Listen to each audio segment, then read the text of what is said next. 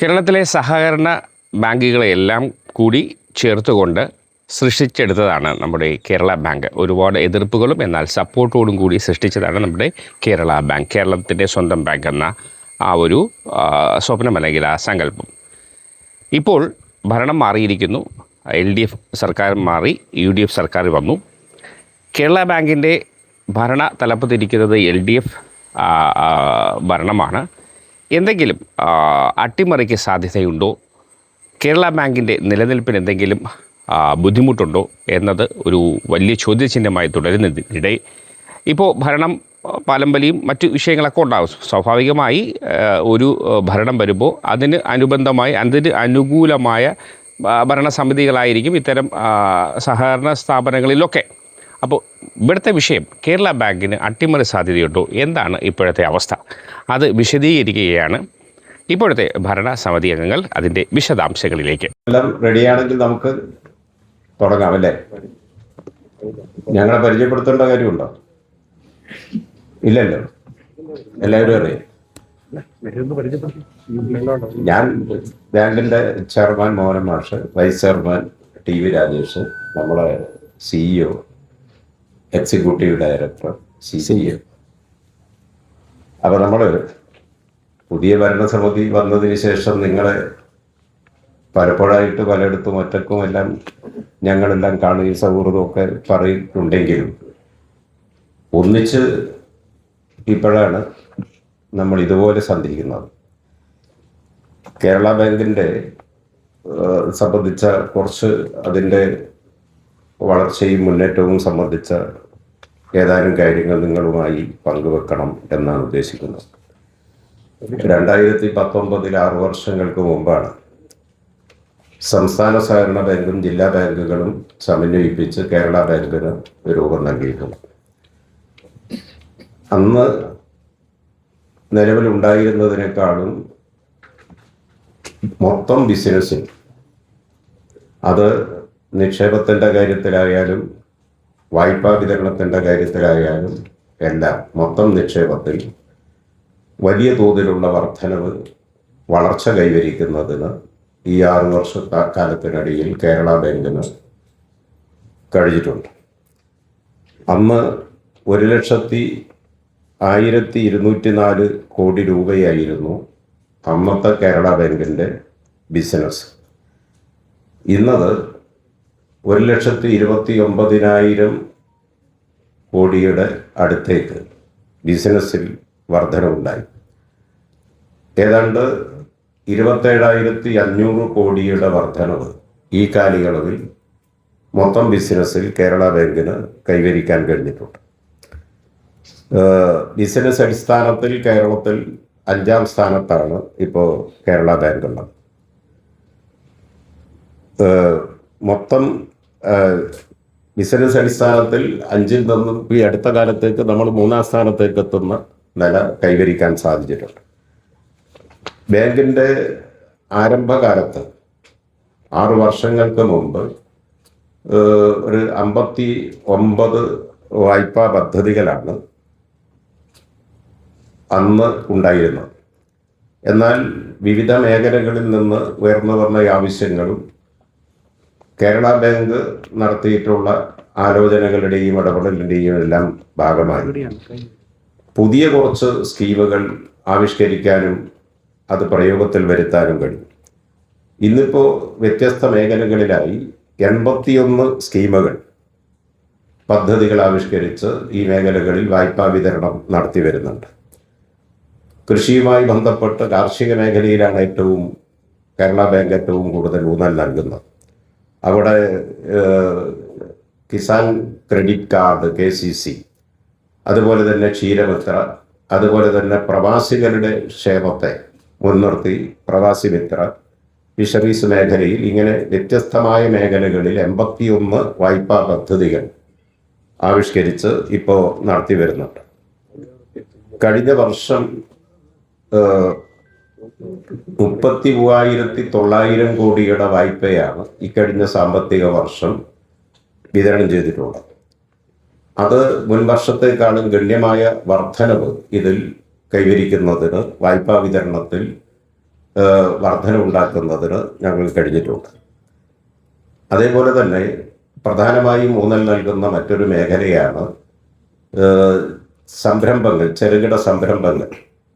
അത് പിന്നെ സൂക്ഷ്മതലത്തിലുള്ളത്, അതുപോലെ ചെറുകിടം, അതുപോലെ മീഡിയം സൈസ് MSME വായ്പകൾ. അത് ആ മേഖലയിൽ ഞങ്ങൾക്ക് നല്ല നിലയിൽ നേട്ടം കൈവരിക്കുന്നതിന്, വളർച്ച കൈവരിക്കുന്നതിന് സാധിച്ചിട്ടുണ്ട്. 5596 കോടി രൂപ ഈ മേഖലയിൽ വിതരണം ചെയ്യുന്നതിന് സാധിച്ചിട്ടുണ്ട്. ഇത് മൊത്തം വായ്പയുടെ, കേരള ബാങ്കിൻ്റെ മൊത്തം വായ്പയുടെ 12% എന്നാണ് കാണുന്നത്. ഇത് പിന്നെ ഈ നിലയിൽ പരിശോധിക്കുമ്പോൾ 2 വർഷം കൊണ്ട്, ഈ കഴിഞ്ഞ 2 സാമ്പത്തിക വർഷത്തിനിടയിൽ 3005 കോടി രൂപ 51,300 യൂണിറ്റുകളിലായി വിതരണം ചെയ്യാൻ കഴിഞ്ഞിട്ടുണ്ട്. ഈ 2 വർഷങ്ങൾക്കിടയിൽ 75,000-ലധികം തൊഴിലവസരങ്ങൾ സൃഷ്ടിക്കുന്നതിനും സാധിച്ചിട്ടുണ്ട്. കേരള ബാങ്കിൻ്റെ ഇന്നോളമുള്ള അനുഭവത്തിൽ, ചരിത്രത്തിൽ ഏതാണ്ട് 2.5 ലക്ഷത്തോളം തൊഴിലവസരങ്ങൾ ഈ മേഖലയിൽ ഈ MSME വായ്പയിലൂടെ സൃഷ്ടിക്കാനും കഴിഞ്ഞിട്ടുണ്ട്. ഇവിടെ കാർഷിക മേഖലയിൽ പ്രധാന കിസാൻ ക്രെഡിറ്റ് കാർഡ് വായ്പകളെല്ലാം കേന്ദ്ര ഗവൺമെൻറ്റുമായി സഹകരിച്ച് നബാർഡ് വഴിയാണ് ഞങ്ങളത് പ്രാവർത്തികമാക്കി വരുന്നത്. കേരള ബാങ്കിൻ്റെ രൂപീകരണത്തിന് ശേഷം അന്ന് ആ രൂപീകരണ ഘട്ടത്തിൽ ബാങ്കിൻ്റെ ഡെപ്പോസിറ്റ് 61,017 കോടിയായിരുന്നു ഡെപ്പോസിറ്റ്. അതിന്ന് 75,457 കോടിയായി വർദ്ധിച്ചിട്ടുണ്ട്. അതേപോലെ തന്നെ വായ്പാ വിതരണത്തിൽ അന്ന് 6 വർഷങ്ങൾക്ക് മുമ്പ് 40,786 കോടിയുടെ വായ്പയാണ് അന്ന് വിതരണം ചെയ്തിരുന്നെങ്കിൽ ഇപ്പോഴത് 53,240 കോടിയിലേക്ക് വായ്പാ വിതരണം വർദ്ധിപ്പിക്കുന്നതിന് സാധിച്ചിട്ടുണ്ട്. ഇതിലൂടെയാണ് ബിസിനസ്സിൽ ഗണ്യമായ വർധനവ്, 27,500 കോടി രൂപയുടെ വർധനവ് പൊതുവിൽ കൈവരിക്കാൻ കഴിഞ്ഞത്. ഈ അടുത്ത കാലത്ത് ഏറ്റവും നല്ല നിലയിൽ ഉള്ള ഒരു കുതിച്ചുചാട്ടം വായ്പാ വിതരണത്തിൽ വന്നിട്ടുള്ളത് ഈ ഗോൾഡ് ലോണിൻ്റെ കാര്യത്തിലാണ്.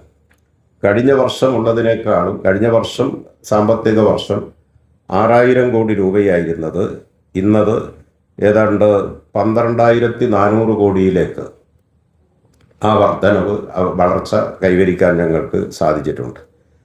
ഇതേപോലെ തന്നെ ഈ വായ്പാ വിതരണമൊക്കെ ശക്തിപ്പെടുത്തി വിവിധ മേഖലകളിലേക്ക് കൈവെക്കുമ്പോൾ, കടന്നു ചെല്ലുമ്പോൾ സ്വാഭാവികമായും ബാങ്കിൻ്റെ ഈ ക്യാപിറ്റൽ എഡിക്വൻസി റേഷ്യോ അത് വർദ്ധിപ്പിക്കേണ്ടതുണ്ട്. അത് റിസർവ് ബാങ്ക് ഞങ്ങൾക്ക് നിർദ്ദേശം നൽകിയിട്ടുള്ളത് 9 അനുസരിച്ചിട്ട് എല്ലാ മാനദണ്ഡങ്ങളും പാലിച്ചുകൊണ്ട് അത് RBI നിഷ്കർഷിച്ചിട്ടുള്ള 9% മുകളിലേക്ക് നാം ഇപ്പോൾ ആ വളർച്ച കൈവരിക്കാൻ സാധിച്ചിട്ടുണ്ട്. അത് ഒന്നുകൂടി ശക്തിപ്പെടുത്തുന്നതിനും നിലനിർത്തുന്നതിനും ശക്തിപ്പെടുത്തുന്നതിനും ഇപ്പോൾ RBIയുടെ ഒക്കെ അംഗീകാരത്തോടു കൂടി 200 കോടിയുടെ ഒരു ലോങ് ടേം സബോർഡിനേറ്റ് ബോണ്ടുകൾ പ്രൈമറി സംഘങ്ങളിൽ നിന്ന് സമാഹരിച്ച് ഞങ്ങൾ മുന്നോട്ട് പോവുകയാണ്. ഇതിൻ്റെ പുറമെയാണ് നബാർഡിൽ നിന്ന് ഒരു 200 കോടി രൂപയുടെ വായ്പ എടുക്കുന്നത് സർക്കാർ കൂടി ആലോചിച്ച് സർക്കാരിൻ്റെ പരിഗണനയിലാണ് അക്കാര്യമുള്ളത്. വളരെ വേഗത്തിൽ തന്നെ ഇൻ്റർനെറ്റ് സംവിധാനത്തിലേക്ക് ടാക്സിനും അതുപോലെ തന്നെ ബാങ്കിലെ ഇടപാടുകാർക്ക്, ലക്ഷക്കണക്കായ കേരള ബാങ്കിലെ ഇടപാടുകാർക്കും എല്ലാം ഇൻ്റർനെറ്റ് സംവിധാനം ഒരുക്കുന്നതിന് ഞങ്ങൾക്ക് കഴിയും. ഇതിൻ്റെ പ്രപ്പോസലെല്ലാം RBIയുടെ അന്തിമമായ പരിശോധനയിൽ, റിസർവ് ബാങ്ക് ഓഫ് ഇന്ത്യയുടെ അന്തിമമായ പരിശോധനാ ഘട്ടത്തിലാണ്. താമസം കൂടാതെ അതിനുള്ള RBIയുടെ അനുവാദം ലഭിക്കുമെന്നാണ് ഞങ്ങൾ കാണുന്നത്. ഇതേപോലെ തന്നെ പ്രൈമറി സംഘങ്ങൾ, പ്രാഥമിക കാർഷിക വായ്പാ സംഘങ്ങൾ, ആ കാർഷിക വായ്പാ സംഘങ്ങളുമായുള്ള ബന്ധം നല്ല നിലയിൽ മെച്ചപ്പെടുത്തി മുമ്പോട്ട് പോകുന്നതിൻ്റെ ഭാഗമായി എല്ലാ ജില്ലയിലും ഈ പാക്സ് അഡ്വൈസറി കമ്മിറ്റി വളരെ ഫലപ്രദമായ നിലയിൽ രൂപീകരിച്ച് കഴിഞ്ഞിട്ടുണ്ട്. അതുപോലെ തന്നെ ഓരോ ജില്ലയിലും ഈ പാക്സ് റിലേഷൻഷിപ്പ് ഓഫീസർമാരെ, മാനേജർമാരെ നിയമിച്ചുകൊണ്ട് ശക്തമായ ഇടപെടൽ നടത്തി വരികയാണ്. അതുപോലെ തന്നെ ഞങ്ങൾ ഈ പാക്സുകൾക്ക് അഡ്വൈസറി കമ്മിറ്റികൾ മാത്രമല്ല, പ്രൈമറി സംഘങ്ങൾക്ക് അവരുടെ ഈ ബുദ്ധിമുട്ടുകൾ അനുഭവിക്കുന്ന, സാമ്പത്തികമായ പ്രയാസം അനുഭവിക്കുന്ന സംഘങ്ങൾക്ക് പുനരുദ്ധാരണത്തിനു വേണ്ടി ഞങ്ങളൊരു പ്രത്യേക സ്കീം ആവിഷ്കരിച്ച് 667 സംഘങ്ങൾക്ക് 2464 കോടി രൂപ ഞങ്ങൾ വായ്പയായി ഇതിനകം നൽകി കഴിഞ്ഞിട്ടുണ്ട്. അതുപോലെ തന്നെ സംഘങ്ങളെ, പ്രൈമറി സംഘങ്ങളെ സഹായിക്കുന്നതിന് പ്രത്യേകമായ ചില പദ്ധതികളും ദീർഘവീക്ഷണത്തോടുകൂടി തന്നെ കേരള ബാങ്ക് ആവിഷ്കരിച്ചിട്ടുണ്ട്. അത് പ്രൈമറി സംഘങ്ങളുടെ ഡെപ്പോസിറ്റുകൾക്ക് ബൾക്ക് ഡെപ്പോസിറ്റ് എന്ന് പറയുമ്പോൾ ഞങ്ങളതിനൊരു സീലിംഗ് നിശ്ചയിച്ചത് 15 ലക്ഷത്തിന് മുകളിലുള്ളതെല്ലാം ബൾക്ക് ഡെപ്പോസിറ്റായി പരിഗണിച്ചുകൊണ്ട് മറ്റുള്ളതിൽ നിന്നും അക്കൗണ്ടുകൾക്ക് നിന്നെല്ലാം വ്യത്യസ്തമായി, നിക്ഷേപങ്ങളിൽ നിന്ന് വ്യത്യസ്തമായി 0.5% പലിശ ഈ ബൾക്ക് ഡെപ്പോസിറ്റുകൾക്ക്, സംഘങ്ങളുടെ ബൾക്ക് ഡിപ്പോസിറ്റുകൾക്ക് നൽകി വരുന്നുണ്ട്. അതിന് പ്രത്യേകമായ തീരുമാനമെടുത്ത് നൽകി വരുന്നതാണ്. അതുപോലെ തന്നെ സംഘങ്ങളുടെ വായ്പ അത് വളരെ കൃത്യതയോടുകൂടി തിരിച്ചടക്കുന്ന സംഘങ്ങൾക്ക് അവരുടെ പലിശയുടെ 5% ഇൻസെൻറ്റീവായി നൽകുന്നതിനുള്ള പദ്ധതിയും ആവിഷ്കരിച്ച് അതും നടപ്പിലാക്കി വരുന്നുണ്ട്. മറ്റൊരു പ്രധാനപ്പെട്ട കാര്യം, ഇപ്പോൾ 4700-ലധികം ഏതാണ്ട് 5000-ഓളം ജീവനക്കാരാണ് നിലവിലുള്ളത്. ബാങ്ക് വലിയ നിലയിലാണ്, അതിവേഗത്തിലാണ് വളർച്ച കൈവരിച്ച് മുന്നേറുന്നത്. ഇന്ന് രാജ്യത്തെ വായ്പാ വിതരണത്തിലും നിക്ഷേപത്തിലും അതുപോലെ തന്നെ ഡെപ്പോസിറ്റിൻ്റെ കാര്യത്തിലും എല്ലാ നിലയിലും മറ്റ് എല്ലാ സംസ്ഥാന സഹകരണ ബാങ്കുകളെക്കാളും എല്ലാ കാര്യത്തിലും മുമ്പിലാണ്, നമ്പർ 1 ആണ്. ഏഷ്യയിലെ ഏറ്റവും പ്രധാനപ്പെട്ട നമ്പർ 1 സഹകരണ ബാങ്കാണ് കേരള ബാങ്ക്. അതുപോലെ തന്നെ സാർവദേശീയ തലത്തിലും ശ്രദ്ധയാകർഷിച്ചിട്ടുള്ള നിലയിലേക്ക് വളർച്ച കൈവരിക്കാൻ കഴിഞ്ഞിട്ടുണ്ട്. ഇവിടെ 5000-ഓളം ജീവനക്കാരാണുള്ളത്. ഈ വളർച്ചയെല്ലാം കൈവരിക്കുമ്പോഴും ജീവനക്കാരുടെ പരിമിതികൾ നിലനിൽക്കുകയാണ്. ഈ സ്റ്റാഫ് പാറ്റേണൊക്കെ ഒന്ന് പുതുക്കി വരേണ്ടതുണ്ട്. സ്വാഭാവികമായും ഈ വളർച്ചയ്ക്ക് ഏറ്റവും പ്രധാനപ്പെട്ട പങ്ക് ജീവനക്കാരുടെ ഭാഗത്തുനിന്നുണ്ടായിട്ടുണ്ട്, പരിമിതികളെല്ലാം ഉണ്ടെങ്കിൽ. അപ്പോൾ സ്വാഭാവികമായി ജീവനക്കാരുടെ ഷോർട്ടേജ് പരിഹരിക്കുന്നതിന് നിലവിലുള്ള ഒഴിവുകൾ എത്രയും വേഗം നികത്തി ബിസിനസ് വർദ്ധിപ്പിക്കുന്നതിന് ബ്രാഞ്ചുകളെ, ബാങ്കിൻ്റെ നെറ്റ്വർക്കാകെ സജ്ജമാക്കുക എന്നത് പരമപ്രധാനമായ ഘടകമായി ഞങ്ങൾ കണ്ടു. കേരള ബാങ്ക് രൂപീകൃതമായതിന് ശേഷം ഇവിടെ 795 പേർക്ക്, ഏതാണ്ട് 800ഓളം പേർക്കാണ് നിയമനം നൽകിയിട്ടുള്ളത്. PSU വഴിയാണ് നിയമനം എന്നുള്ളത് നിങ്ങൾക്കറിയാം, നിയമനം നൽകിയിട്ടുള്ളത്. അതിൽ നിലവിലുള്ള ഭരണസമിതി അധികാരത്ത് വന്നതിന് ശേഷമുള്ള 7 മാസ കാലയളവിൽ 672 പേർക്ക് നിയമനം നൽകുന്നതിനുള്ള നടപടികൾ ഞങ്ങൾക്ക് പൂർണ്ണതയിലെത്തിക്കാൻ കഴിഞ്ഞു. ഇപ്പോൾ 409 ക്ലർക്കുമാർക്ക് ഇപ്പോൾ അഡ്വൈസ് അയച്ചപ്പോൾ സ്വാഭാവികമായും അത് ചില നിയമക്കുരുക്കിൽപ്പെടുന്ന നിലയുണ്ടായി. ബഹുമാനപ്പെട്ട കേരള ഹൈക്കോടതിയിൽ കേസുമെല്ലാമായിരുന്നു. ആ കേസെല്ലാം വളരെ വേഗതയിൽ അതിന് തീർപ്പ് കൽപ്പിക്കുന്നതിന്, വളരെ ചടുലമായി ഇടപെടുന്നതിന് ബാങ്കിന് സാധിച്ചിട്ടുണ്ട്. അതിലൂടെ തീരുമാനം, നടപടിക്രമങ്ങളിൽ ഏതാണ്ട് നിയമനത്തിന് അനുകൂലമായിട്ടുള്ള സാധ്യതകൾ ഉണ്ടായി. അപ്പോൾ ഹൈക്കോടതിയുടെ കൂടി പെർമിഷനോടുകൂടി 409 പേർക്ക് ഇപ്പോൾ നിയമനം നൽകി. അതുപോലെ തന്നെ ഹൈക്കോടതി നേരത്തെ നിശ്ചയിച്ച പറഞ്ഞതനുസരിച്ച് 95 പേർക്ക് അതിനു മുമ്പ് നിയമനം നൽകി. ഇനിയിപ്പോൾ ഒരു 102 ഒഴിവുകൾ, 90 ക്ലർക്കുമാരുടെ ഉൾപ്പെടെ ഞങ്ങൾ കഴിഞ്ഞ ദിവസം ഭരണസമിതി എല്ലാം കൂടി ഞങ്ങൾ ആലോചിച്ചപ്പോൾ ഒരു 102 ഒഴിവുകൾ ഇപ്പോൾ തന്നെ PSCക്ക് റിപ്പോർട്ട് ചെയ്യാൻ കഴിയുന്ന നിലയിലേക്ക് ഉണ്ട്. അത് ഇന്ന് റിപ്പോർട്ട് ചെയ്ത് കഴിഞ്ഞിട്ടുണ്ട്. അങ്ങനെ വരുമ്പോൾ 90 ക്ലർക്കുമാരെയും അതുപോലെ മറ്റ് ഏതാനും തസ്തികകൾ കൂടി ഇപ്പം തന്നെ നികത്താൻ കഴിയും. അങ്ങനെ ജീവനക്കാരുടെ ഒഴിവുകൾ PSU വഴി എത്രയും വേഗത്തിൽ അത് ഫില്ല് ചെയ്ത് പൂർണ്ണമായ ബിസിനസ് വർദ്ധിപ്പിക്കുന്നതിന് ബ്രാഞ്ചുകൾ 823 ബ്രാഞ്ചുകളാണ് കേരള ബാങ്കിനുള്ളത്. എല്ലാം സജ്ജമാക്കുക, നെറ്റ്വർക്ക് മുഴുവൻ സജ്ജമാക്കുക എന്ന നിലയിലേക്കാണ് ഞങ്ങൾ എടുത്തിട്ടുള്ളത്. അതോടൊപ്പം തന്നെ ജീവനക്കാരുടെ ശമ്പള പരിഷ്കരണം മാർച്ച് മാസത്തിൽ തന്നെ അത് നടപ്പിലാക്കി.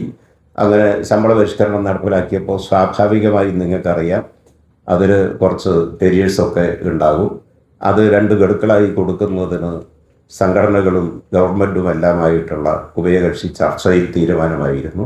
അതിലാദ്യത്തെ ഗഡു ഈ ജൂലൈ മാസത്തിൽ തന്നെ കൊടുക്കാൻ തീരുമാനമായി. അടുത്ത ഗഡു അടുത്ത 2027 ഏപ്രിൽ മാസത്തിൽ നൽകുന്നതിനുള്ള സജ്ജീകരണങ്ങളും ഉണ്ടാക്കി കഴിഞ്ഞിട്ടുണ്ട്. ഈ നിലയിലെല്ലാം ഏറ്റവും നല്ല നിലയിൽ ഈ ബിസിനസ്സിൽ കേന്ദ്രീകരിച്ചുകൊണ്ട് ഒറ്റ മനസ്സാലെ കേരള ബാങ്ക് മുന്നേറുകയാണ്. ഇന്നിപ്പോൾ 3-ാം സ്ഥാനത്തേക്ക് എത്തുന്ന നില പൊതുവിൽ കേരളത്തിൽ കൈവരിക്കാൻ കഴിഞ്ഞിട്ടുണ്ട്. ഇത് എല്ലാം വെച്ചുകൊണ്ട് ഭാവിയിൽ കുറച്ച് പദ്ധതികളിൽ ഊന്നൽ നൽകി വ്യത്യസ്ത മേഖലകളിൽ പ്രത്യേകമായി ശ്രദ്ധ പതിപ്പിച്ച് ഇടപെടണം എന്ന് ഞങ്ങൾ നിശ്ചയിച്ചിട്ടുണ്ട്. ഒന്നിപ്പോൾ പ്രവാസികൾ, അതുപോലെ തന്നെ പ്രവാസി സംരംഭകർ, ഇവരെയെല്ലാം ചേർത്ത് നിർത്തിക്കൊണ്ട് അവരുമായിട്ടെല്ലാം ഒരു ആശയവിനിമയം, ഒരു സംഗമം നടത്തി ഒരാശയവിനിമയത്തിലൂടെ ഏതെല്ലാം മേഖലകളിൽ പ്രവാസികളുടെ ക്ഷേമത്തെ മുൻനിർത്തി ആ മേഖലയിൽ കുറെ കൂടി ഇടപെടൽ നടത്താൻ എങ്ങനെ നമുക്ക് മുന്നേറാൻ സാധിക്കും എന്നുള്ളതിനെ സംബന്ധിച്ച് ഒരാശയവിനിമയം നടത്താൻ നിശ്ചയിച്ചിട്ടുണ്ട്. അത് ഞങ്ങൾ ആലോചിക്കുന്നത് കോഴിക്കോട് അതിൻ്റെ ഒരു പ്രധാന കേന്ദ്രമാണ്, അവിടെ വെച്ച് നടത്താമെന്നാണ്. അതുപോലെ തന്നെ ഇന്ന് ഏറ്റവും വേഗതയിൽ വളർച്ച കൈവരിച്ചുകൊണ്ടിരിക്കുന്ന IT മേഖലയിൽ IT അധിഷ്ഠിത സംരംഭകർക്കായിട്ട് ഒരു IT മീറ്റ് സംഘടിപ്പിക്കുന്നതിനെക്കുറിച്ച് ഞങ്ങൾ ആലോചിക്കുന്നുണ്ട്. അത് എറണാകുളത്തും തിരുവനന്തപുരത്തും എല്ലാം സംഘടിപ്പിക്കാൻ കഴിയും എന്നാണ് ഞങ്ങൾ കാണുന്നത്. അതുപോലെ തന്നെ ഈ MSME വായ്പകൾ, സംരംഭങ്ങൾ, അത്തരം സംരംഭകരുടെയും ഇപ്പോൾ നിലവിലുള്ള സംരംഭകരുടെയും പുതിയ ഈ മേഖലയിൽ താല്പര്യത്തോടെ കടന്നു വരുന്ന ആളുകളെയും സംരംഭകരെയും എല്ലാം ഉൾക്കൊള്ളിച്ചുകൊണ്ട് അത്തരമൊരു കൂട്ടായ്മയും സംഘടിപ്പിക്കണം എന്ന് ഞങ്ങൾ കാണുന്നുണ്ട്. അതുപോലെ തന്നെ കാർഷിക മേഖലയിൽ ഇപ്പോൾ തന്നെ കേരള ബാങ്കിൻ്റെ വായ്പയുടെ 24% കാർഷിക മേഖലയിലാണ്. അതൊന്നുകൂടി ശക്തിപ്പെടുത്തുന്നതിൻ്റെ ഭാഗമായി കാർഷിക മേഖലയിൽ ഏതെല്ലാം തരത്തിൽ ക്രിയാത്മകമായി ഇടപെടാൻ സാധിക്കും എന്നുള്ളത് ഗവൺമെൻറ്റിൻ്റെയും എല്ലാം പൊതു താല്പര്യത്തെ കൂടി പരിഗണിച്ചുകൊണ്ട് ഞങ്ങൾ അത്തരത്തിലുള്ള ഒരു നീക്കം നടത്താൻ ഉദ്ദേശിക്കുന്നുണ്ട്. അതുപോലെ തന്നെ സംസ്ഥാന വ്യവസായ വകുപ്പും എല്ലാമായി ആലോചിച്ച് കുറച്ചുകൂടി കാര്യങ്ങൾ വ്യാവസായിക മേഖലയിൽ ചെയ്യാൻ കഴിയും എന്ന് ഞങ്ങൾ കരുതുന്നുണ്ട്. അപ്പോൾ വ്യവസായ മേഖലയിലും വ്യത്യസ്തങ്ങളായ സംരംഭങ്ങൾ നടത്താൻ ഉദ്ദേശിക്കുന്നുണ്ട്. കാർഷിക മേഖലയിൽ അത് പ്രത്യേകം പറയേണ്ടതില്ല. ഇപ്പോൾ ക്ഷീരമേഖലയിൽ നേരത്തെ തന്നെ ക്ഷീരമിത്ര എന്ന ഒരു പ്രത്യേക പദ്ധതി ആവിഷ്കരിച്ച് മിൽമയുമായിട്ടെല്ലാം ബന്ധപ്പെട്ടുകൊണ്ട് വലിയ നിലയിൽ ഇടപെടാനും ലക്ഷക്കണക്കായ ക്ഷീരകർഷകർക്ക് വലിയ ആശ്വാസം എത്തിക്കുന്നതിനും വലിയ മുന്നേറ്റം ആ മേഖലയിൽ ഉണ്ടാക്കാനും എല്ലാം ഞങ്ങൾക്ക് കഴിഞ്ഞിട്ടുണ്ട്. അതോടൊപ്പം തന്നെ ഏതെല്ലാം മേഖലകളിൽ ഇനിയിപ്പോൾ പത്രപ്രവർത്തകരായ സുഹൃത്തുക്കൾക്ക് നിങ്ങൾക്ക് ഏതെങ്കിലും മേഖലയിൽ പ്രത്യേകമായി നിർദ്ദേശിക്കാനുണ്ടെങ്കിൽ തുറന്ന മനസ്സോടെ അതെല്ലാം ഞങ്ങൾ പരിഗണിക്കും. അതുപോലെ കൂട്ടത്തിൽ പറയാൻ ഞങ്ങളിങ്ങനെ ആലോചിച്ചത് പത്രപ്രവർത്തകർക്ക് എന്തെങ്കിലും അവർക്ക് അത് എന്തെങ്കിലും പ്രത്യേകമായ ഏതെങ്കിലും നിർദ്ദേശങ്ങൾ വെക്കാനുണ്ടെങ്കിൽ അതും കേരള ബാങ്ക് ഞങ്ങൾ സന്തോഷത്തോടു കൂടി സ്വീകരിക്കും, അത് എല്ലാം പരിഗണിക്കും. ഈ നിലയിലെല്ലാം കേരള ബാങ്ക് 6 വർഷം കൊണ്ട് വലിയ നേട്ടം കൈവരിക്കാൻ സാധിച്ചിട്ടുണ്ട്, ബാങ്കിന് സാധിച്ചിട്ടുണ്ട്. ഞങ്ങൾ കേരളത്തിൻ്റെ പൊതുവായ വികസനത്തിലും അതുപോലെ മുന്നേറ്റത്തിലുമെല്ലാം സംസ്ഥാനത്തെ ഗവൺമെൻറ്റുമായിട്ടെല്ലാം സഹകരിച്ചുകൊണ്ട് പുതിയ ചുവടുവെപ്പുകളുമായി മുമ്പോട്ട് പോകാൻ സാധിക്കും എന്നാണ് കരുതുന്നത്. കേരളത്തിൻ്റെ സ്വന്തം ബാങ്ക് എന്ന സങ്കല്പം വളരെ വേഗത്തിൽ അത് ജനങ്ങളുടെ ഹൃദയത്തിൽ ഏറ്റവും വലിയ സ്വാധീനം ഉറപ്പിച്ചുകൊണ്ട് ആ സങ്കല്പത്തിലേക്ക് മുന്നേറാനാണ് ഞങ്ങൾ ശ്രമിക്കുന്നത്. ആ പരിശ്രമത്തിൽ നിങ്ങളുടെ എല്ലാം പിന്തുണയും നിർലോഭമായ സഹായ സഹകരണങ്ങളും ഉണ്ടാകണമെന്നുകൂടി അഭ്യർത്ഥിക്കുന്നു. ഞങ്ങൾ ഈ പറഞ്ഞതിനെ പറ്റിയൊന്നും നിങ്ങൾക്കൊരു ഇതുമില്ലേ? സർക്കാർ മാറുമ്പം സഹകരണ ബാങ്കുകളുടെ ഭരണം മാറാറുണ്ടോ? കേരളത്തിൽ എത്ര ഗവൺമെൻറ്റുകൾ മാറി മാറി വന്നിട്ടുണ്ട്? ആയിരക്കണക്കായ സഹകരണ സംഘങ്ങൾ ചെറുതും വലുതുമായത് കേരളത്തിലില്ലേ? അങ്ങനെ ഭരണം മാറാറുണ്ടോ? ഞാൻ പറഞ്ഞു തീർക്കട്ടെ. ഞങ്ങളെ സംബന്ധിച്ച് അങ്ങനെ ഒരു ആശങ്കയുടെ പ്രശ്നമേ ഉദിക്കുന്നില്ല. നിയമപരമായും ജനാധിപത്യ രീതിയിലും തിരഞ്ഞെടുക്കപ്പെട്ട ഒരു ഭരണസമിതിയാണ് കേരള ബാങ്കിനുള്ളത്. ആ കേരള ബാങ്കിൻ്റെ വളർച്ചയിലും മുന്നേറ്റത്തിലും ഞങ്ങളൊരൊറ്റപ്പെട്ട പാതയിലൂടെ, പ്രത്യേക പാതയിലൂടെയോ ഒന്നും സഞ്ചരിക്കുന്നതല്ല. സർക്കാരിൻ്റെയൊക്കെ ഭാഗമായിട്ട് സഞ്ചരിക്കുന്ന, മുന്നോട്ട് പോകുന്ന, ഇതിൻ്റെയൊക്കെ കർശനമായ മാർഗനിർദ്ദേശങ്ങളും RBI, നബാർഡ്, സർക്കാർ ഇതിൻ്റെയൊക്കെ ഭാഗമായിട്ട് സഞ്ചരിക്കുന്ന, ഒന്നിച്ചു പോകുന്ന ഒരു സംവിധാനമാണ്. അപ്പോൾ അത് അങ്ങനെ ഒരാശങ്കയൊന്നും ഞങ്ങളെ സംബന്ധിച്ചിടത്തോളം ഇല്ല.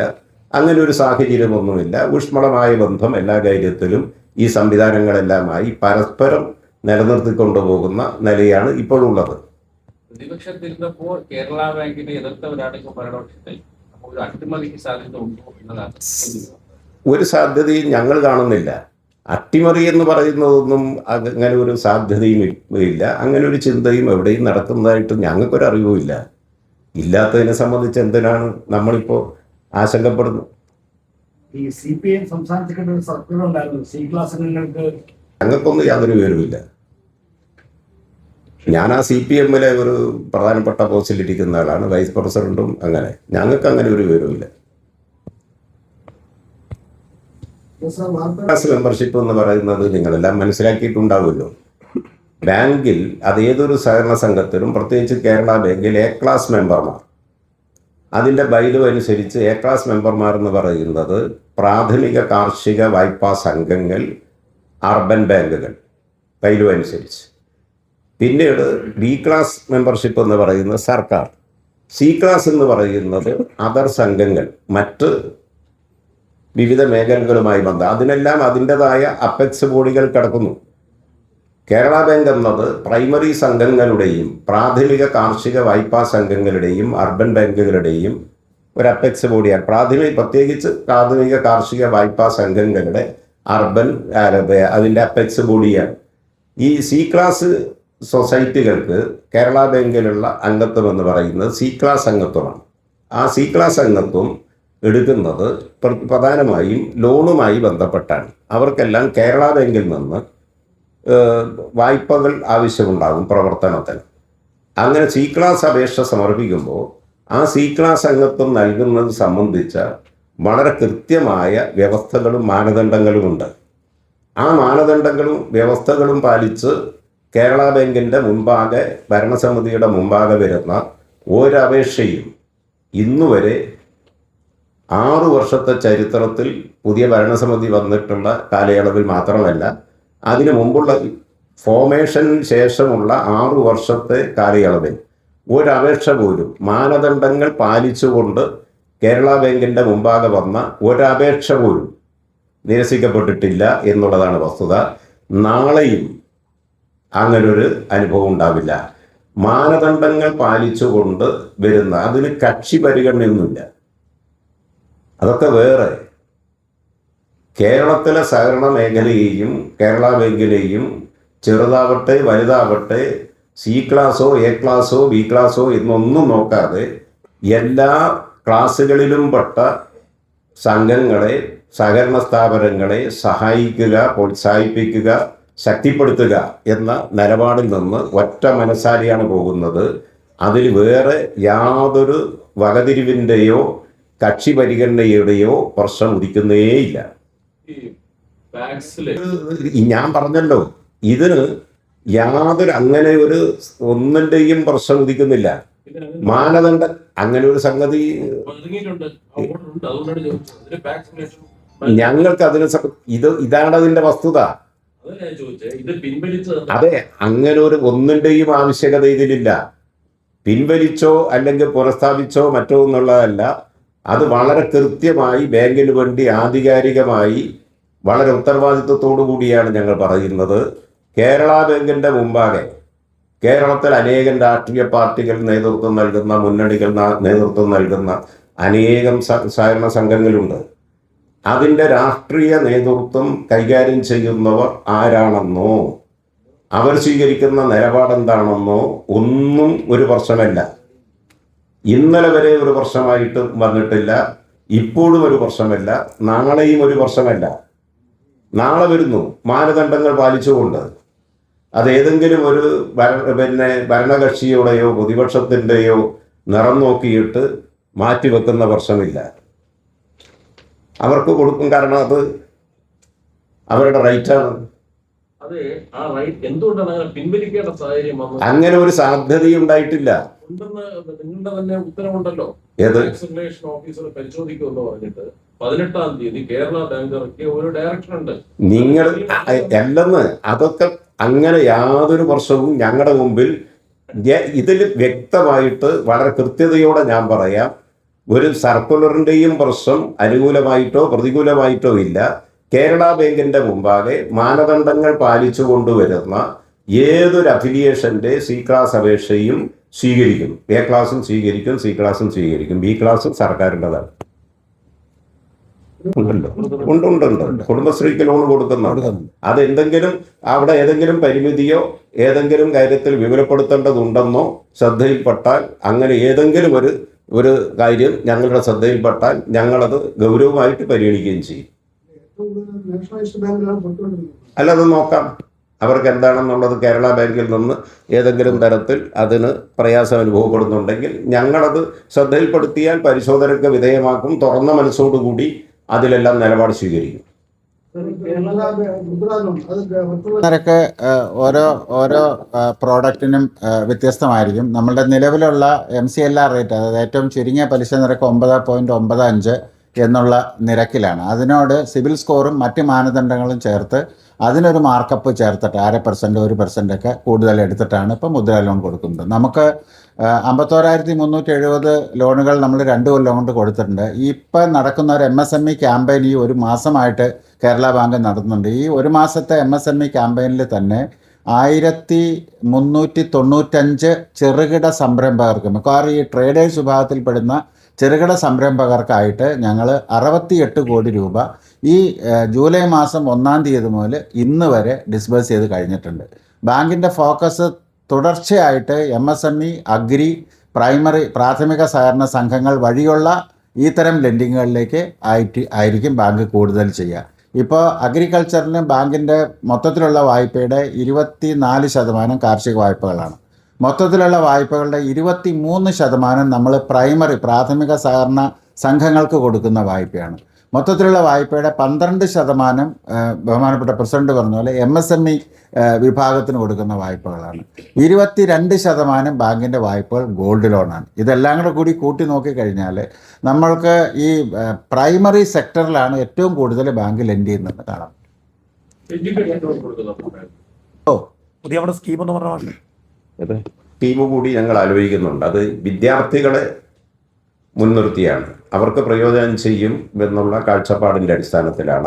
അതായത് വിദ്യാർത്ഥികൾക്ക് പ്രത്യേകിച്ച് ഡിഗ്രി തലം തൊട്ട് മേലോട്ട് പ്രത്യേകിച്ച് പ്രൊഫഷണൽ മേഖലയിലൊക്കെ സ്ഥാപനങ്ങളിലൊക്കെ പഠിക്കുന്ന വിദ്യാർത്ഥികളെ അവർക്ക് ഈ ലാപ്ടോപ്പ് അതുപോലുള്ള സംവിധാനങ്ങൾ വളരെ വളരെ അത്യാവശ്യമാണ്. അതിന് 1 ലക്ഷം രൂപ വരെ ചുരുങ്ങിയ പലിശക്ക് ഞങ്ങൾ ഉദ്ദേശിക്കുന്നത് ഒരു 6.95 അതെ 9.9 7% താഴെ. അതെ, 30 മാസത്തെ തിരിച്ചടവിന് 30 മാസം കാലാവധി വെച്ചുകൊണ്ട് ഒരു ലോണ്, പിന്നെ അത്തരം ഒരു സ്കീം. അത് ന്യൂജൻ തലമുറ ജെൻസി ടെക് എന്ന പേരിൽ ഒരു പുതിയ ഒരു സ്കീമാണ് ഞങ്ങൾ ആവിഷ്കരിച്ചിട്ടുണ്ട്. 1 ലക്ഷം രൂപ വരെ. ഇല്ല, ഇതാണല്ലോ ലാപ്ടോപ്പ്. ഒന്നുമില്ല, പൊലാട്ടിലില്ല. മാത്രമല്ല ഞങ്ങൾ ഈ ഫുട്ബോളിൻ്റെ സമയത്ത് ഞങ്ങൾ ന്യൂജൻ അക്കൗണ്ടുകളിൽ ഒരു ചെറിയ ഇടപെടൽ ചെറുതായിട്ടൊന്ന് വെച്ചു. ഞങ്ങൾക്ക് എത്രയാണ് നമുക്ക് കിട്ടിയത്? 8,600 അക്കൗണ്ടുകൾ പുതിയ തലമുറ വന്നു. അപ്പോൾ പുതിയ തലമുറയെ സഹകരണ മേഖലയിലേക്ക് ആകർഷിക്കുക എന്നത് കേരളത്തിൽ ഇന്ന് പരമപ്രധാനമായ ഒരു ഘടകമായിട്ട് ഞങ്ങൾ കാണുന്നുണ്ട്. അപ്പോൾ ഞങ്ങൾ മാത്രമല്ല, എല്ലാ സഹകരണ സ്ഥാപനങ്ങളും ആ നിലയിൽ ചിന്തിച്ചു തുടങ്ങിയിട്ടുണ്ടെന്നാണ് ഞങ്ങൾ കാണുന്നത്. അപ്പോൾ അതിൽ കേരള ബാങ്കിൻ്റെതായ പങ്ക് അതിൽ നിർവഹിക്കും. അതിൻ്റെ ഭാഗമായിട്ടാണിത് ഞങ്ങൾ ഇത്തരമൊരു സ്കീമിന് തുടക്കമിടുന്നത്. കണ്ടീഷൻ സിഒ തന്നെ. ഒന്ന്, ഇതിന് സ്വന്തം ഗാർഡിയൻ അല്ലെങ്കിൽ പിതാവ് ഈ സ്റ്റുഡൻറ്റിൻ്റെ കൂടെ ചേർന്നെടുക്കുന്ന ലോൺ ആയിരിക്കും ഇതിന് മാതാവിൻ്റെയോ വേറൊരു റിലേറ്റീവിൻ്റെയോ കൂടി ഗ്യാരണ്ടി ഇതിനെടുക്കും. അല്ലാതെ വേറൊരു സെക്യൂരിറ്റിയും നമുക്ക് വേണ്ട. ഇതെടുക്കുമ്പോൾ അവരുടെ ഇൻകം അതുപോലുള്ള കാര്യങ്ങളെ പറ്റി ഒരു നിഷ്കർഷ ഉണ്ടാവില്ല. സിബിൽ സ്കോർ ഒരു നിശ്ചിത സിബിൽ സ്കോറിന് അത് നിർബന്ധമായിട്ടുണ്ടാകും. 30 മാസത്തേക്ക് 1 ലക്ഷം രൂപ വരെ ലാപ്ടോപ്പ്, പിന്നെ അതുപോലെയുള്ള ഗാഡ്ജറ്റുകളെല്ലാം പഠനത്തിന് സഹായിക്കുന്ന രീതിയിലുള്ള ടാബ്ലറ്റ്, ലാപ്ടോപ്പ് അതുപോലുള്ള സാധനങ്ങൾ വാങ്ങുന്നതിനായിരിക്കും ഇത് കൊടുക്കുന്നത്. ഇങ്ങനെ കൊടുക്കുന്ന ഈ ലോണുകൾക്ക് അവർ തന്നെ കേരള ബാങ്കിൽ നിന്ന് എഡ്യൂക്കേഷൻ ലോൺ എടുക്കുകയാണെങ്കിൽ അവർക്ക് ആ എഡ്യൂക്കേഷൻ ലോണിൽ ഒരു ഡിസ്കൗണ്ടും ഉണ്ടാവും. ഇത്രയും വളരെ ലളിതമായിട്ടുള്ള വ്യവസ്ഥകളിൽ ഒരു ആപ്ലിക്കേഷൻ ഒരു ബ്രാഞ്ചിൽ പോയി തന്നു കഴിഞ്ഞിട്ടുണ്ടെങ്കിൽ ഒരു ആപ്ലിക്കേഷൻ, ഒരു ചെറിയ പ്രോനോട്ട്, ഒരു ചെറിയ ഗ്യാരണ്ടി എഗ്രിമെൻറ്റ്, ഇത്രയും കാര്യം സൈൻ ചെയ്താൽ അന്ന് തന്നെ ലോൺ ഡിസ്ബേഴ്സ് ചെയ്യാവുന്ന, ഡയറക്റ്റായിട്ട് ഏത് മൈജിന്നോ അല്ലെങ്കിൽ അതുപോലെ എവിടെ നിന്നാണ് അത് വാങ്ങുന്നത് അവിടെ നിന്ന് ഡിസ്ബേഴ്സ് ചെയ്യാനുള്ള സംവിധാനം ഉണ്ടാകും. ഏതെങ്കിലും ഒരു റിലേറ്റീവ് മതി, റിലേറ്റീവ് മതി. അതായത് ആൾ കൂടി വേണമെന്നേ ഉള്ളൂ. അതെ, ഒരു ലളിതമായിട്ടുള്ള വ്യവസ്ഥ എന്ന് പറഞ്ഞാൽ ഇതിൽ പറഞ്ഞ് ലളിതമാക്കിയിട്ട് നമുക്ക് ലോൺ കൊടുക്കാൻ പറ്റില്ല. ബഹുമാനപ്പെട്ട പ്രസിഡന്റ് പറഞ്ഞ പോലെ ഇതിൻ്റെ ഏറ്റവും വലിയ അട്രാക്ഷൻ ഇതിൻ്റെ പലിശ നിരക്കാണ്. 6.99 എന്നുള്ള പലിശ നിരക്ക് കൺസ്യൂമർ ലെൻഡിങ്ങിന് ഈ തരം കമ്പ്യൂട്ടറുകളും ഫോൺ ഗാഡ്ജറ്റുകളൊക്കെ പുറത്തുനിന്ന് മറ്റേ NBFCs കൊടുക്കുന്നത് മിനിമം 24% മുതൽ മുകളിലേക്കുള്ള പലിശ നിരക്കുകൾക്കാണ്. അപ്പം നമ്മുടെ സ്റ്റുഡൻസ് കേരള ബാങ്കിൽ നിന്ന് തന്നെ ലോൺ എടുക്കണം എന്നുള്ള ആ ഒരു ഇത് വെച്ചിട്ടാണ് ബാങ്ക് ഭരണസമിതി 6.99 എന്നുള്ള ഏറ്റവും ചുരുങ്ങിയ ഒരു റേറ്റ് വെച്ചിരിക്കുന്നത്. ഒരു മാനദണ്ഡമില്ല. സിബിൽ സ്കോർ കുറവാണെങ്കിൽ ഇതിൽ നിന്ന് ഔട്ടാവും. നമ്മൾ ആ ഒരൊറ്റ കാര്യത്തിൽ മാത്രമേ ബാങ്ക് ചെറുതായിട്ട് ശാഠ്യം പിടിക്കുന്നുള്ളൂ. കാരണം റീപേയ്മെൻറ്റ് ഹാബിറ്റ് മാത്രം നോക്കിയിട്ടാണ് ഈ ലോൺ നമ്മൾ ഡിസൈൻ ചെയ്തേക്കണേ. ഇതിൽ ബാങ്കിന് 2.5% ആവറേജ് പലിശ നഷ്ടമുണ്ട്. അപ്പോൾ ഇത് കണക്ക് കൂട്ടിയിട്ടാണ് നമ്മൾ ആ സിബിൽ സ്കോർ. ഏതാ വായ്പ എടുക്കാത്ത ആളാണെങ്കിൽ നമുക്ക് ഈ സ്കീമിൽ എലിജിബിലിറ്റി ഉണ്ടാവില്ല. കാരണം ഒരു പേരൻറ്റിന് വായ്പ എടുക്കാത്ത പേരൻറ്റ് കേരളത്തിൽ വളരെ കുറവാണ്. അഡ്വൈസ് ഉണ്ടായിട്ട് കോടതി മുഖേന ജോയിൻ കയറേണ്ടി വന്ന ഒരു സാഹചര്യം ഉണ്ടായി. അത്തരം ഒരു സാഹചര്യം വരാതിരിക്കാൻ എന്തെങ്കിലും അഡ്വൈസ് ഉണ്ടായിട്ടും കോടതി മുഖേന അതായത് നിങ്ങളെല്ലാം മനസ്സിലാക്കിയിട്ടുണ്ടാകും എന്നുള്ളത് ഉറപ്പാണ്. അഡ്വൈസ് കിട്ടിയിട്ടും 409 പേർക്ക് യഥാസമയം ജോലിക്ക് ഹാജരാകാൻ കഴിയാതെ പോയത് നേരത്തെ ഉണ്ടായിരുന്ന ജില്ലാ ബാങ്കുകളുടെ കാലത്ത് നിലവിലുണ്ടായിരുന്ന ആ ലിസ്റ്റിൽ നിന്ന് അന്ന് നിയമനമൊന്നും ലഭിക്കാതിരുന്ന ഏതാനും ആളുകൾ കേസിന് പോയി എന്നതാണ് ഞങ്ങളുടെ ശ്രദ്ധയിലുള്ളത്. അപ്പോൾ സ്വാഭാവികമായും ഹൈക്കോടതി അവർക്ക് കൂടി പിന്നെ നിയമനം നൽകണം എന്ന നിർദ്ദേശം നൽകുകയുണ്ടായി. ആ കേസ് കോടതിയിൽ നീണ്ടുപോയത് കൊണ്ടാണ്. അതുമായി ബന്ധപ്പെട്ട് പിന്നീട് ഒരു സുപ്രീം കോടതിയെ സമീപിച്ച് അപ്പീലിന് പോകുന്നതിനോ ഒന്നും ഞങ്ങൾ സന്നദ്ധമായില്ല. കാരണം അവർക്ക് കൂടി കൊടുത്ത് 95 പേരാണ് അന്ന് പറഞ്ഞത്. അവർക്ക് കൂടി നിയമനം നൽകി. ഇവിടെ വേക്കൻസി ഉണ്ടതാണ്. അപ്പോൾ ഇവർക്ക് എത്രയും പെട്ടെന്ന് നിയമനം ലഭ്യമാകുന്നതിന് കേരള ബാങ്കിൻ്റെ ഭാഗത്ത് നിന്ന് തുറന്ന സമീപനമാണ് സ്വീകരിച്ചത്. അങ്ങനെയാണ് ഇപ്പോൾ അവർക്ക് ജോയിൻ ചെയ്യാൻ സാധിച്ചിട്ടുള്ളത്. മറ്റവരെയും ജോയിൻ ചെയ്തു, ഇവരും ജോയിൻ ചെയ്തു. അങ്ങനെ ജോയിൻ ചെയ്ത് ആ ലാസ്റ്റ് ജോയിനിങ് ഡേറ്റ് കഴിഞ്ഞ അന്ന് തന്നെ ഞങ്ങൾ ഇതുമായി ബന്ധപ്പെട്ട് അവശേഷിക്കുന്ന ഒഴിവുകൾ എത്രയാണ് എന്ന് തിട്ടപ്പെടുത്തുകയുണ്ടായി. അത് ഇന്നലെ തിട്ടപ്പെടുത്തി. ഇന്നലെയാണത്, മിനിഞ്ഞാന്നാണ് മറ്റേ ഡേറ്റ് കഴിഞ്ഞത്. ഇന്നലെ തിട്ടപ്പെടുത്തി. ഇന്ന് തന്നെ PSCക്ക്, അതാണ് ഞാൻ 102 എന്ന് പറഞ്ഞത്, 90 ക്ലർക്കുമാർ, അതുപോലെ അത് എത്രയും പെട്ടെന്ന് ഞങ്ങൾ റിപ്പോർട്ട് ചെയ്യുന്ന നിലയുണ്ടായി. ഇത് ഒരു തുറന്ന സമീപനമാണ്. കാരണം അഡ്വൈസ് കിട്ടിക്കഴിഞ്ഞാൽ, അഡ്വൈസ് മെമ്മോ കിട്ടിക്കഴിഞ്ഞാൽ ഞാൻ പറയേണ്ട കാര്യമില്ല, 90 ദിവസത്തിനുള്ളിൽ അവർക്ക് നിയമനം ലഭിച്ചിരിക്കണം എന്നാണല്ലോ. അപ്പോൾ അത് ബഹുമാനപ്പെട്ട ഹൈക്കോടതിയിൽ ഇങ്ങനെ ഒരു കേസ് നിലവിൽ വരാനിടയായതിനെ തുടർന്നാണ് അത് വൈകാനിടയായത്. പിന്നീട് ഞങ്ങൾക്ക് ചെയ്യാൻ കഴിയുമായിരുന്നത് അത് എത്രയും വേഗതയിൽ തീർപ്പാക്കുന്നതിന് ബാങ്കിൻ്റെ ഭാഗത്തുനിന്ന് ചപലമായ നിലയിൽ എങ്ങനെയെല്ലാം ഇടപെടാൻ കഴിയും. അങ്ങനെ ഇടപെട്ടു, മനുഷ്യസാധ്യമായ നിലയിലെല്ലാം ഇടപെട്ടു. കോടതി അത് വളരെ വേഗത്തിൽ തീരുമാനത്തിലേക്ക് എത്തുന്ന നിലയുണ്ടായി. അങ്ങനെ കോടതിയുടെ കൂടി മാർഗനിർദ്ദേശത്തിനനുസരിച്ച് ഞങ്ങൾ ഒരു ദിവസം പോലും വൈകാതെ അവർക്കെല്ലാം നിയമന ഉത്തരവ് ബാങ്ക് നൽകുകയും ചെയ്തു. അങ്ങനെയാണ് ഇപ്പോൾ ജോയിൻ ചെയ്ത് അവശേഷിക്കുന്ന ഒഴിവുകളും PSCക്ക് റിപ്പോർട്ട് ചെയ്യുന്നതിന് മണിക്കൂറുകൾ പോലും ഡിലേ വരാതെ ഞങ്ങളുടെ ഭാഗത്തുനിന്ന് നിലപാട് സ്വീകരിച്ച് മുമ്പോട്ട് പോയിട്ടുണ്ട്. കേരള ബാങ്കിന് നിങ്ങൾക്ക് എല്ലാവർക്കും അറിയാവുന്ന പോലെ സഹകരണ മേഖലയിൽ നൽകുന്ന പലിശ നിരക്ക്, നിക്ഷേപത്തിന് നൽകുന്ന പലിശ നിരക്ക് വളരെ ഉയർന്നതാണ്.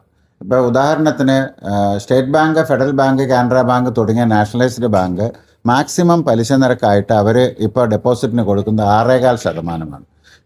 കേരള ബാങ്കിലാണെങ്കിൽ അത് 7.1%, സീനിയർ സിറ്റിസണും അതുപോലെ 15 ലക്ഷത്തിന് മുകളിലുള്ള വായ്പകൾക്ക് 7.6%. ഞങ്ങളുടെ 95% നിക്ഷേപവും ഈ 7.6 പലിശ നിരക്കിൽ വരുന്നതാണ്.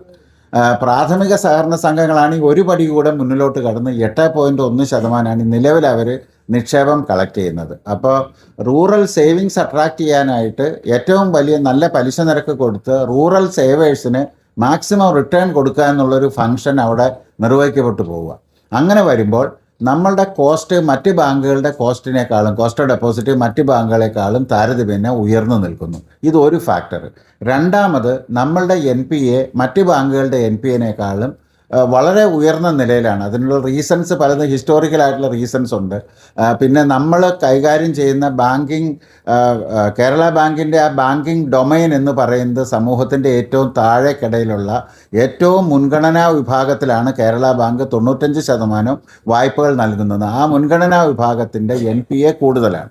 ഇപ്പോൾ കേരള ബാങ്ക് രൂപീകൃതമാകുന്ന സമയത്ത് 21% ഉണ്ടായിരുന്ന കേരള ബാങ്കിൻ്റെ NPA നിരക്ക് ഇപ്പോൾ നമ്മളത് 9.35% കുറച്ച് കൊണ്ടുവന്നിട്ടുണ്ട്. വളരെ ശ്രമകരമായിട്ടുള്ള ജോലിയാണ്. കേരള ബാങ്ക് തുടങ്ങിയതിന് ശേഷം കേരള ബാങ്കിൻ്റെ പ്രോഡക്റ്റുകളായി കൊടുത്ത ലോണുകളിൽ കേരള ബാങ്കിന് ഇന്ന് NPA 5.27% മാത്രമേ ഉള്ളൂ. പക്ഷേ പഴയ ജില്ലാ ബാങ്കുകളുടെ ഇപ്പോഴും ആ പഴയ ലോണുകളുടെ ഒരു ഓവർഹാങ് നിൽക്കുന്നുണ്ട്. ആ പഴയ ലോണുകൾക്ക് NPA ഇപ്പോഴും 21% കൂടുതലാണ്. നിങ്ങൾക്കറിയാവുന്നതുപോലെ കഴിഞ്ഞ 2 വർഷമായിട്ട് നമ്മൾ ഒറ്റത്തവണ തീർപ്പാക്കൽ പദ്ധതിയും അഗ്രസീവായിട്ടുള്ള റിക്കവറി നടപടികളും നടത്തി 796 കോടി രൂപ നമ്മൾ ഈ 2 വർഷം കൊണ്ട് ആ പഴയ ലോണുകൾ പിടിച്ചെടുത്തിട്ടുണ്ട്. അപ്പോൾ ചോദ്യം എന്താണെന്ന് വെച്ചാൽ, എന്തുകൊണ്ടാണ് പലിശ നിരക്ക് കൂടുതലെന്നാൽ ഈ ഡയറക്റ്റ് റിലേഷൻ, ഒന്ന് കോസ്റ്റ് ഓഫ് ഡെപ്പോസിറ്റ് വളരെ കൂടുതലാണ്, 2 NPA കൂടുതലാണ്. പോകെ ഈ അഡ്വാൻസസിൻ്റെ, അതായത് ക്രെഡിറ്റിൻ്റെ, ലോണുകളുടെ പലിശ നിരക്ക് കേരള ബാങ്കിന് കുറച്ച് കൊണ്ടുവരാൻ സാധിക്കും. അട്ടിമറി ഉണ്ടാകുമോ ഇല്ലയോ എന്നതിന് യാതൊരു ഗ്യാരണ്ടിയുമില്ല, ഉറപ്പുമില്ല. പക്ഷേ കേരള ബാങ്ക് ഉണ്ടാകുമോ?